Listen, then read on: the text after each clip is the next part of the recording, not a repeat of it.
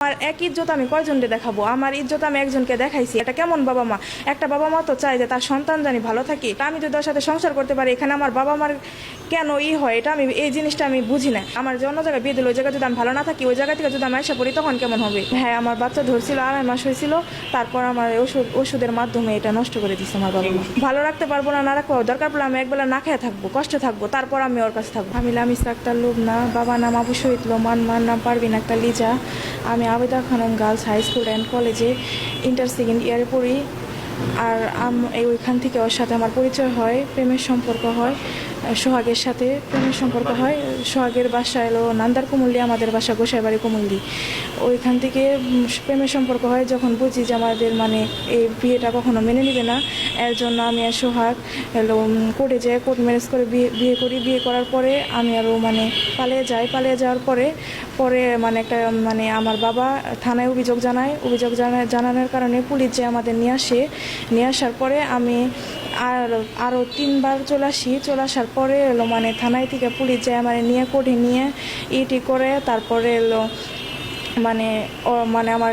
আমার মার জিম্মায় আমাকে দিয়ে দেয়। আমি আমার মার জিম্মায় চলে যাওয়ার পরে কিছুদিন পর আবার আমাকে কোর্টে নিয়ে আসার পরে আমাকে জোর করে, বাসায় অনেক মারধর করে, অনেক অত্যাচার করে বলে তুই ওকে ডিভোর্স দিয়ে দে। আমি অনেক কাঁদছি, অনেক রিকোয়েস্ট করছি তাদের কাছে। তারা আমারে বলে যে তোর তো এখন বয়স হয় না, এই কারণে ও ফাইসা যাবো গা, তোর এখন ওর ডিভোর্স দিয়ে দে। আমরা তো চাই তোর ওর কাছে বিয়ে দিব, কিন্তু তোর প্রাপ্ত বয়স যখন হবো তখন তোর ওর কাছে বিয়ে দিব। এখন তুই ডিভোর্স দিয়ে দে। ছেলেটারে যদি বাঁচাইতে চাস, যদি ওর ভালো চাস, আমরা ওর ভালোই চাইতেছি, তুই ওর ডিভোর্স দিয়ে দে।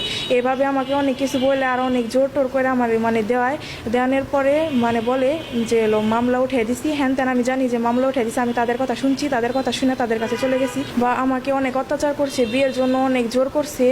আমার যে আজগর খালু, ওনার একটা পালাতক ছেলে আছে, ওনার সাথে বিয়ে দেওয়ার জন্য অনেক জোর করছে। আমি বিয়েতে রাজি হয় নাই বলে আমার অনেক মারধর করছে।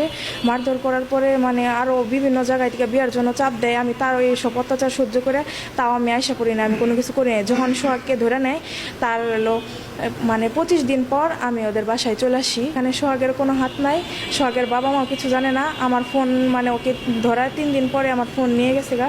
আমি কারোর সাথে যোগাযোগ করতে পারি না। আমার ঘরে একবারে বন্দি করে রাখছে একদম, আমার কোথাও বাড়িতে দেয় না, করতে দেয় না। আমি ওইভাবে সুযোগ পায়ে আমি বাসা থেকে চলে আসি। না, আমি বাড়িতে আসা পাই না। ও তখন জেলে, ওর 25 দিন তখন। কারণ আমি যে কারণে ওকে ছেড়ে দিলাম, আমার বাবা মার কথা শুনলাম, তারপর আমার বাবা মা কেন ওকে ধরে দিল, এর কারণে আমি আবার চলে আসছি।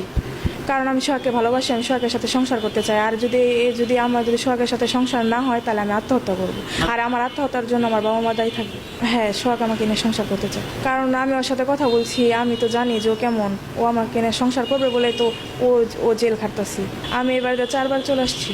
অনেকই করে টোরে হুমকি টুমকি দিয়ে, অনেক অত্যাচার করে, পুলিশ দিয়ে তারপরে নিয়ে গেছি। নিয়ে যাওয়ার পর তারপরে বাসায় নিয়ে আমার অনেক মারধর করছে, অনেক অত্যাচার করছে।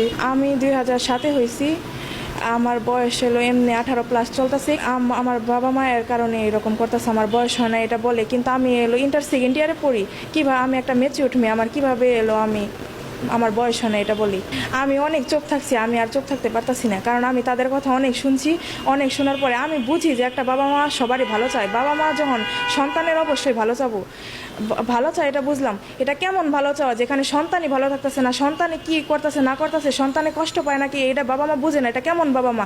একটা বাবা মা তো চায় যে তার সন্তান জানি ভালো থাকে, সেটা সে যেভাবে থাকে। আমি যদি ভালো থাকতে পারি, আমি যদি ওর সাথে সংসার করতে পারি, এখানে আমার বাবা মার কেন হয়? এটা এই জিনিসটা আমি বুঝি না। একটা বাবা মা চায় যে তার সন্তান ভালো থাক। আমি তো ওই জায়গায় ভালো থাকবো, আমি তো এটা ডিসিশন নিয়েই গেছি যে আমি ওই জায়গায় ভালো থাকতে পারবো। তাহলে আমার বাবা মা কেন আমার বিরুদ্ধে এরকম করতেছি? হ্যাঁ, এটা আমি বুঝি যে এটা আমার ভালোর জন্য করতেছি, কিন্তু এমন ভালোর জন্য করতেছে যে ভালোতে আমি যদি ভালোই না থাকি, তাহলে লাভ কি? আমার অন্য জায়গায় বিয়ে দিবে। আমার এক ইজ্জত আমি কয়জনকে দেখাবো? আমার ইজ্জত আমি একজনকে দেখাইছি, আমি তার সাথে সংসার করতে চাই। আমার অন্য জায়গায় কখনো সংসার হবো না। আমি একটা নারী, আমার ইজ্জত এক জায়গায় দেখানো হয়ে গেছে, আমি কিভাবে অন্য জায়গায় যেই করবো? এটা কেন আমার বাবা মা বুঝে না? স্বামী স্ত্রী হিসাবে। হ্যাঁ, আমার বাচ্চা ধরছিল, 2.5 মাস হয়েছিল। তারপর আমার ওষুধের মাধ্যমে এটা নষ্ট করে দিচ্ছে আমার বাবা মা, আমার আম্মু। কারণ আমি বুঝতেছি যে আমার কারণ সংসার করবো আমি, আমার যে জায়গায় বিয়ে দেয় ওখানে যে আমি সংসার করবো, আমার বাবা মা কি যে সংসার করবে, আমি যদি ওইখানে ভালো থাকতে পারি তাদের কি অসুবিধা, আমার যে অন্য জায়গায় বিয়ে দিল ওই জায়গায় যদি আমি ভালো না থাকি, ওই জায়গা থেকে যদি আমি আশা পড়ি তখন কেমন হবে। আমি ওই বুঝতেছি যে জায়গায় আমার অন্য কোথাও সংসার হবে না, এর জন্য আমি বারবার চলে আসতেছি। তারপরও কেন তারা আমাকে নিতেছে, আমার নিয়ের জন্য আমাদের নিয়ে কী করবে, আমি আমার এই জিনিসটা বুঝতেছি না, আমার নিয়ে তারা কী করবে। আমি এতবার করে চলে আসছি, তারপর আমার কেন নিতাছি, ভালো রাখতে পারবো না, না রাখবো, দরকার পড়লে আমি একবেলা না খেয়ে থাকবো, কষ্টে থাকবো, তারপর আমি ওর কাছে থাকবো।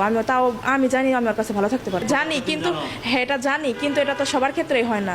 কারণ আমি বুঝতেছি, কারণ আপনি আপনার জিনিস বুঝবেন যে আপনি কোন জায়গায় থাকতে পারবেন কি পারবেন না, তেমন আমি এটা বুঝতেছি। আমি তো এটা ডিসিশন নিছি, নিজে তো নিছি যে এটা আমি এই জায়গায় থাকতে পারবো বলে আমি বারবার আসতেছি। যদি আমি থাকতে নাই পারতাম তাহলে কি আমি আসতাম, আমাকে তো নিয়ে গেছিলই, তাহলে আমি কেন আসলাম আবার। আমি এটা বুঝাই আসছি যে না, এই জায়গায় আমি থাকতে পারবো।